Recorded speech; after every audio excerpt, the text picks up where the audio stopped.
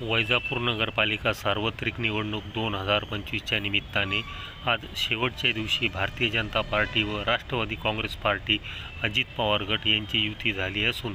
भारतीय जनता पार्टीने 25 पैकी 19 जागेवर आपले उमेदवार दिले, तर राष्ट्रवादी काँग्रेस पार्टीने 6 जागेवर आपले उमेदवार दिले। तसेच नगराध्यक्षपदासाठी डॉक्टर दिनेश परदेशी यांनी भारतीय जनता पार्टीतर्फे उमेदवारी अर्ज दाखल केला, अशी माहिती भारतीय जनता पार्टीचे जिल्हाध्यक्ष संजय खंबा यांनी 2025 च्या अनुषंगाने डॉक्टर दिनेश परदेशी यांचा नगराध्यक्षाचा आणि त्यांच्यासोबत 19 नगरसेवक पदासाठी आम्ही भारतीय जनता पार्टीच्या वतीने फॉर्म दाखल केले आणि 6 जागा आम्ही आमचे महायुतीतील घटक राष्ट्रवादी पक्षाला अजितदादाच्या गटांना आपण दिला आहे आणि इथे वैजापूरमध्ये